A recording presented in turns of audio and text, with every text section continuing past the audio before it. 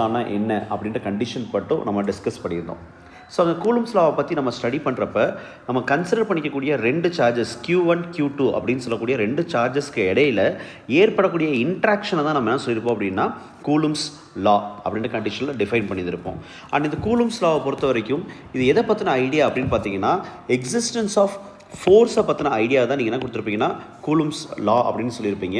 அப்போ ரெண்டு சார்ஜ் கிட்ட வரப்போ எனக்கு என்ன இருக்குன்னா ஒரு ஃபோர்ஸ் எக்ஸ்பீரியன்ஸ் ஆகலாம். அந்த ஃபோர்ஸ் ஐதர் அட்ராக்டிவ் ஃபோர்ஸாகவும் இருக்கலாம், இல்லை அப்படின்னு பார்த்தீங்கன்னா ரிப்பல்சிவ் ஃபோர்ஸாகவும் இருக்கலாம். ஏன்னா சேம் சார்ஜஸ் எடுத்திங்கன்னா அது கண்டிப்பாக ரிப்பல்சிவ் ஃபோர்ஸாகவும், ஆப்போசிட் சார்ஜஸ் எடுத்துருந்தீங்கன்னா அட்ராக்டிவ் ஃபோர்ஸாகவும் எக்ஸிஸ்ட் ஆகும்.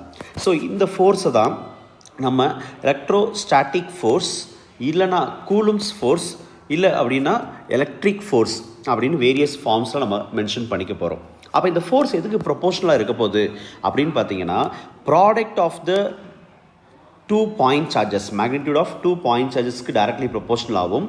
அதே நேரத்தில் inversely proportional to square of the distance between them. அப்போ இந்த ரெண்டு சார்ஜுக்கு இடப்பட்ட டிஸ்டன்ஸ் என்னதுன்னா ஆர் அப்படின்ற டிஸ்டன்ஸ் நான் எடுத்துக்க போகிறேன். இந்த டிஸ்டன்ஸோட ஸ்கொயருக்கு இது இன்வெர்ஸ்லி ப்ரொபோஷனல்.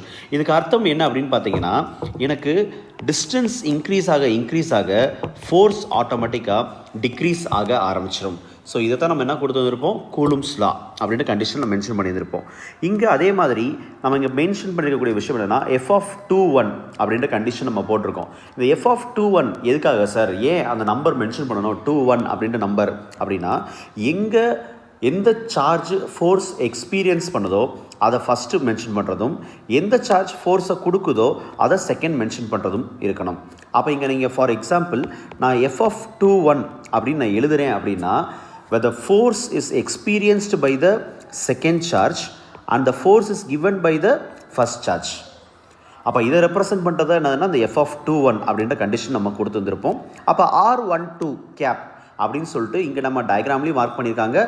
ப்ளஸ் நம்மளோட இந்த கண்டிஷன்ஸில் அவங்க பார்க்குறோமே சார், அப்போ அது என்ன சார் அப்படின்னு பார்த்தீங்கன்னா இந்த டயக்ராமில் மென்ஷன் பண்ணியிருக்கிற R12 கேப்ன்றது என்ன அப்படின்னு பார்த்தீங்கன்னா எனக்கு ஃபோர்ஸ் எங்கே இருந்து எங்கே ட்ராவல் ஆகுது, அவன் ஃபோர்ஸ் எதுக்கு இடையில எக்ஸிஸ்ட் ஆகுது.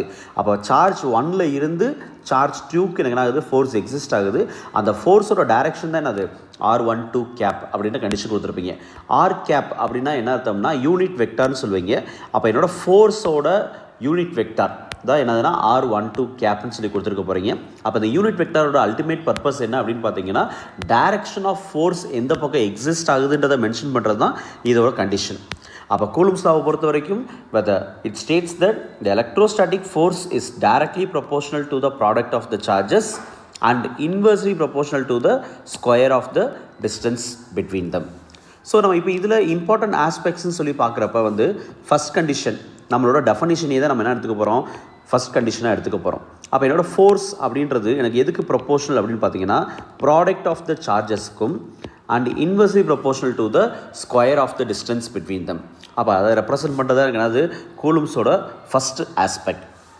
செகண்ட் ஆஸ்பெக்ட் என்ன சார் அப்படின்றது பார்த்தீங்கன்னா சரி ஃபோர்ஸ் எக்ஸிஸ்ட் ஆகுதுன்னு சொல்லியாச்சு.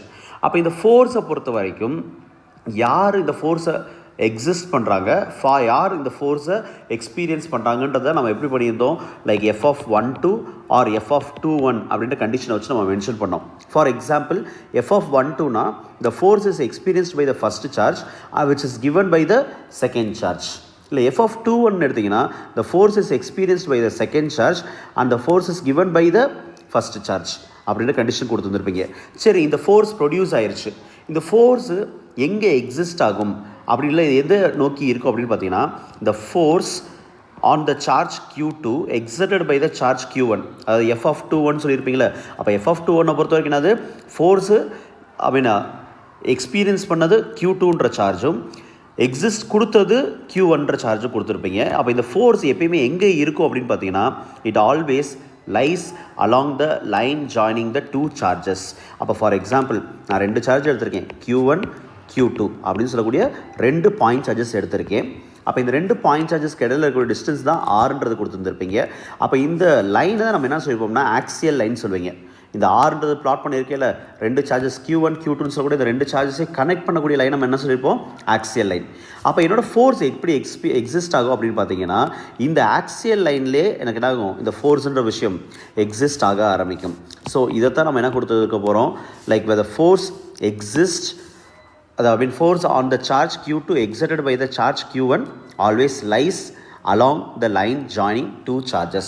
இந்த ரெண்டு சார்ஜஸை கனெக்ட் பண்ணக்கூடிய அதே லைனில் தான் எனக்கு அந்த ஃபோர்ஸும் என்ன ஆக போகுது, எக்ஸிஸ்ட் ஆக போகுது. ஸோ அதுதான் இங்கே கொடுத்து வந்திருப்பாங்க. இதுக்கு அடுத்து பார்த்தீங்க அப்படின்னா சரி நம்ம ஒரு ப்ரொபோஷனாலிட்டி கான்ஸ்டன்ட் சொன்னீங்க. ஃபஸ்ட்டு என்ன சொன்னோம், ஃபோர்ஸை பொறுத்த வரைக்கும் எதுக்கு proportional, Q1 Q2 divided by R² proportional அப்படின்ற விஷயம் சொன்னோம். அப்போ இந்த ப்ரொபோஷனாலிட்டி ரிமூவ் பண்ணால் நம்ம என்ன பண்ணோம், we have to introduce a constant. அந்த கான்ஸ்டன்ட் தான் என்னது, K அப்படின்ற டேர்மை வச்சு நம்ம மென்ஷன் பண்ணியிருந்தோம். அப்போ இந்த K அப்படின்னு சொல்லக்கூடிய இந்த வேல்யூ எதுக்கு ஈக்குவல் அப்படின்னு பார்த்தீங்கன்னா 1/4πε0க்கு ஈக்குவல். இதோட வேல்யூ சிம்பிளிஃபை பண்ணிங்கன்னா எதுக்கு ஈக்குவலாக இருக்கும்னா 9 × 10⁹ newton metre square coulomb inverse square அப்படின்ற வேல்யூவுக்கு ஈக்குவலாக இருக்கும். அப்போ இங்கே ஆக்சுவலாக 1ன்றது என்னது அப்படின்னு பார்த்தீங்கன்னா நியூமரிக்கல் கான்ஸ்டன்ட், 4ன்றது நியூமரிக்கல் கான்ஸ்டன்ட், பை அதோட வேல்யூ பார்த்தீங்கன்னா 3.14 அப்படின்ற வேல்யூ கொடுத்துருப்பீங்க பையை பொறுத்த வரைக்கும். அப்போ இந்த எப்சிலானோட வேல்யூ என்ன சார் அப்படின்னு பார்த்தீங்கன்னா எப்சிலானோட என்ன கொடுத்துருப்பீங்க 8.85 × 10⁻12 coulomb square newton inverse square metre inverse ஸ்கொயர்ன்ற கண்டிஷன் கொடுத்து வந்திருப்போம். அப்போ இது எதை மென்ஷன் பண்ண போகுது அப்படின்னு பார்த்தீங்கன்னா permittivity of free space or vacuum. அப்போ எப்சிலான்றது எதை மென்ஷன் பண்ண போது, பெர்மிட்டிவிட்டி ஆஃப் ஃப்ரீ ஸ்பேஸை மென்ஷன் பண்ணுறதுனால இதுதான் நம்ம என்ன கண்டிஷன் எடுத்துக்க போகிறோம், கூலும்ஸா கான்ஸ்டன்ட்டில் நீங்கள் ரிலேட் பண்ணுறக்கூடிய எப்சிலானோட வேல்யூ பெர்மிட்டிவிட்டி அப்படின்ற கண்டிஷன் கொடுத்துருப்பீங்க. பெர்மிட்டிவிட்டினா என்ன அப்படின்னா ஒன்றும் இல்லை, நான் எடுத்துக்கக்கூடிய மீடியமான ஃப்ரீ ஸ்பேஸோ இல்லை வேக்கம் கண்டிஷனோ எவ்வளவு எலக்ட்ரிக் ஃபீல்ட் லைன்ஸை பாஸ் பண்ண முடியுது அப்படின்றத மென்ஷன் பண்ணுறது தான் என்னது இங்கே பெர்மிட்டிவிட்டி. ஸோ நெக்ஸ்ட் கண்டிஷன் வந்து பார்த்தீங்க அப்படின்னா நாங்கள் இந்த மேக்னிடியூட் ஆஃப் எலக்ட்ரோஸ்டாட்டிக் ஃபோர்ஸ் எதுக்கு ஈக்குவலாக இருக்க போகுது அப்படின்றது பார்த்தீங்க அப்படின்னா எலக்ட்ரோஸ்டாட்டிக் ஃபோர்ஸ் பிட்வீன் டூ சார்ஜஸ்ன்றது எதுக்கு ஈக்குவலாக இருக்கும்னா 9 × 10⁹ நியூட்டனுக்கு ஈக்குவல் இருக்கும். எப்போ சார் இந்த பாசிபிலிட்டி கிடைக்கும் அப்படின்னு பார்த்தீங்கன்னா நாங்கள் ரெண்டு சார்ஜ் கன்சிடர் பண்ணேன்னு சொன்னேன், Q1 Q2. இந்த ரெண்டு சார்ஜும் எதுக்கு ஈக்குவலாக இருக்கணும்னா 1 கூலுமுக்கும், அதே மாதிரி இந்த ரெண்டு சார்ஜுக்கு இடையில எக்ஸிஸ்ட் ஆகக்கூடிய டிஸ்டன்ஸ் என்ன வச்சுருந்தோம், Rன்னு கொடுத்துருந்தீங்க. அந்த டிஸ்டன்ஸ் சப்போஸ் 1 மீட்டராக இருந்துச்சு அப்படின்னா இதை கொண்டு போய் ஃபார்முலாவில் சப்ஸ்டியூட் பண்ணிங்கன்னா என்னோட ஃபோர்ஸ் எதுக்கு மட்டுமே ஈக்குவல் அப்படின்னு பார்த்தீங்கன்னா force would be equal to the proportionality constant. Kன்னு சொல்லக்கூடிய ப்ரொபோஷனாலிட்டி கான்ஸ்டன்ட்டுக்கு ஈக்குவலாக இருக்கும். அந்த கேயோட வேல்யூ எதுக்கு ஈக்குவல் 9 × 10⁹ நியூட்டன் சொல்லி கொடுத்து வந்திருப்பீங்க. அப்போ newton metre inverse coulomb inverse ஸ்கொயர்ன்ற கண்டிஷன் கொடுத்து வந்திருப்பீங்க.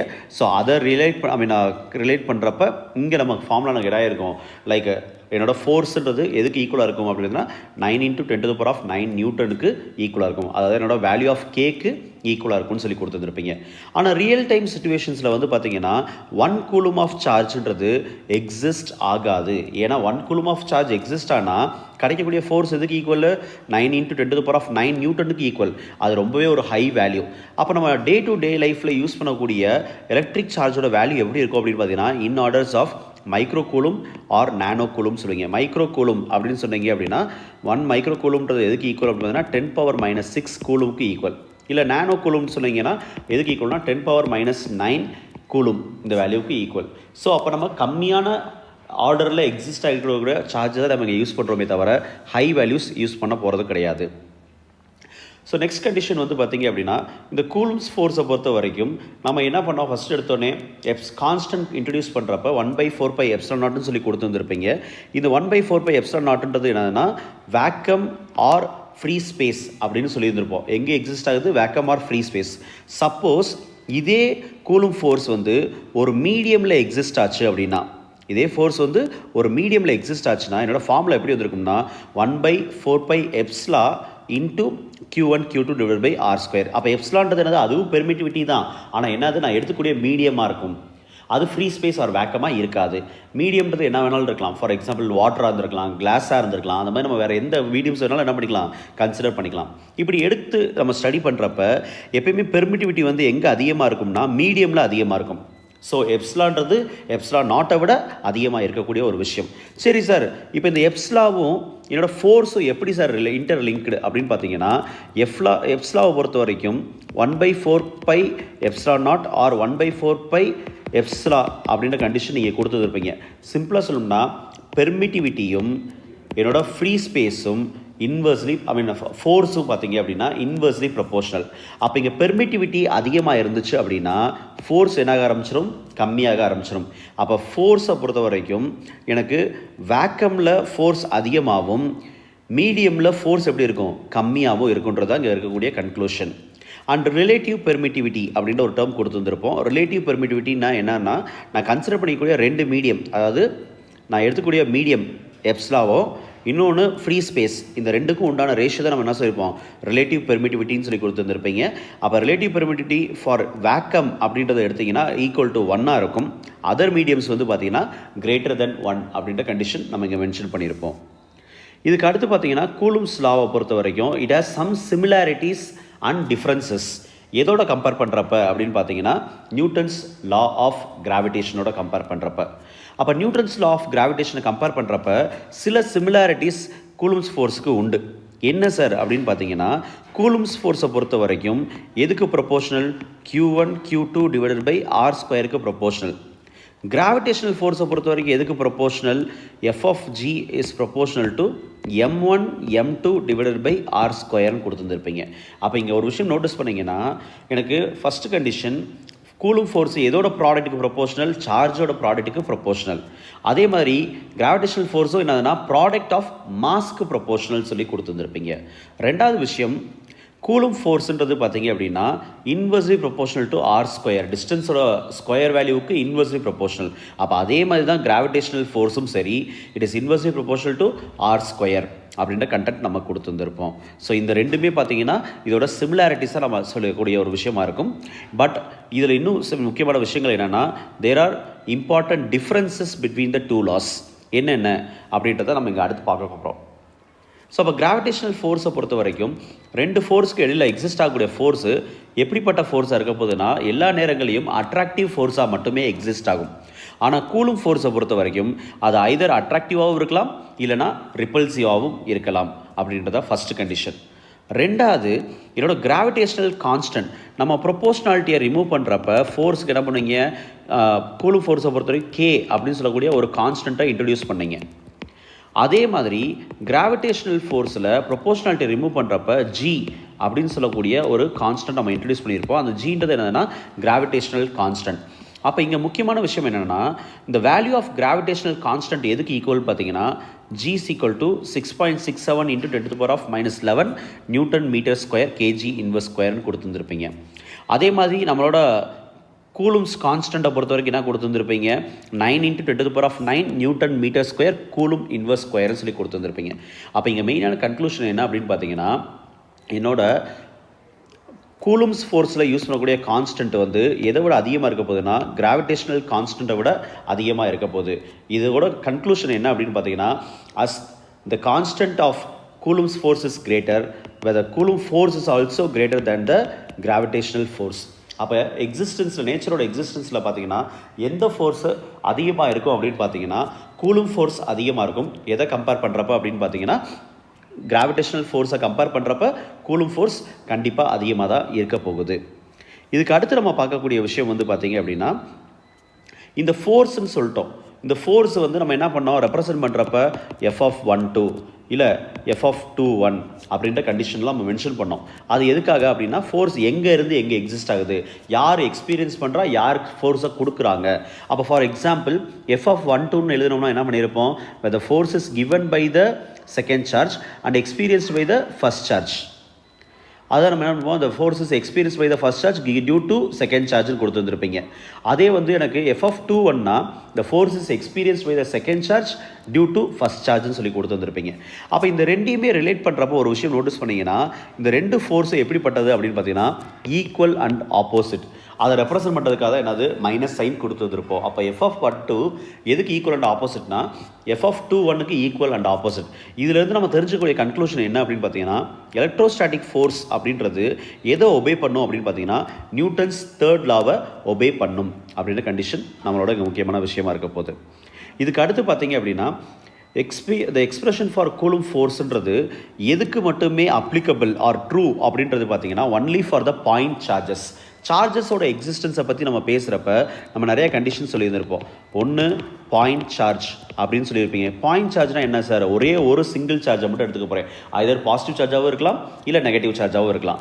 இல்லை டைபோல் அப்படின்ற டேர்ம் கொடுத்துருந்துருப்பீங்க. டைபோலை பொறுத்த வரைக்கும் ரெண்டு ஈக்குவல் அண்ட் ஆப்போசிட் சார்ஜஸ் ஒரு பர்டிகுலர் டிஸ்டன்ஸ் ஆஃப் 2a அப்படின்ற இந்த டிஸ்டன்ஸில் செக்ரிகேட் ஆகி நின்று இருந்துச்சு அப்படின்னா அதுக்கு பேர் என்ன கொடுத்துருப்பீங்க? டைபோல் அப்படின்ற டேர்ம் கொடுத்துருந்துருப்பீங்க. அப்போ எனக்கு இந்த கூலும் ஃபோர்ஸ்ன்றது எதுக்கு மட்டுமே அப்ளிகபிள் அப்படின்னு பார்த்தீங்கன்னா பாயிண்ட் சார்ஜுக்கு மட்டுமே அப்ளிகபிள்னு சொல்லி நம்ம எடுத்து வந்திருப்போம். மீதி எல்லாமே ஒரு கன்சிடரேஷன் தான், அசம்ஷனில் தான் நம்ம இந்த கான்செப்ட் ஃபுல்லாக நம்ம எல்லாமே என்ன பண்ணிட்டு இருக்கோம், பார்த்துருக்கோம். இந்த சார்ஜை பற்றி பேசுகிறப்ப இன்னொரு முக்கியமான விஷயம் என்னென்னா, நம்ம இங்கே ரெண்டு சார்ஜ் எடுத்து நம்ம ஃபோர்ஸை பற்றி ஸ்டடி பண்ணுறப்ப ரெண்டு சார்ஜ் எடுத்துக்கலாம். மேபி ரெண்டுமே சேம் சார்ஜஸாக இருக்கலாம். Q1 Q2 அப்படின்னு சொல்லிட்டு ரெண்டு சார்ஜ் எடுத்து வந்திருப்பீங்க. இப்போ இதில் யார் ஃபோர்ஸை கொடுக்குறாங்களோ அவங்கள நம்ம என்னன்னு சொல்ல போகிறோம் அப்படின்னா சோர்ஸ் சார்ஜ்னும், யார் ஃபோர்ஸை எக்ஸ்பீரியன்ஸ் பண்ணுறாங்களோ அவங்கள என்னன்னு சொல்லியிருப்பீங்கன்னா test charge or unit charge அப்படின்ற வார்த்தையை வச்சு நம்ம ரெப்ரசன்ட் பண்ணுவோம். இது கண்டிப்பாக தெரிஞ்சுக்காங்க, சரியா? அப்போ நம்ம இங்கே மெயினான கண்டிஷன் என்னது? சார்ஜஸில் ரெண்டு டைப்ஸ்ன்னு சொல்லி கொடுத்துருப்போம். இதை one who gives the force is considered to be source charge and the one who experience the force is considered to be test charge or unit charge அப்படின்னு நம்ம சொல்லியிருந்திருப்போம். ஸோ கண்டிப்பாக இந்த வீடியோவில் பார்த்துருக்கக்கூடிய விஷயங்கள் எல்லாமே உங்களுக்கு புரியும் அப்படின்றது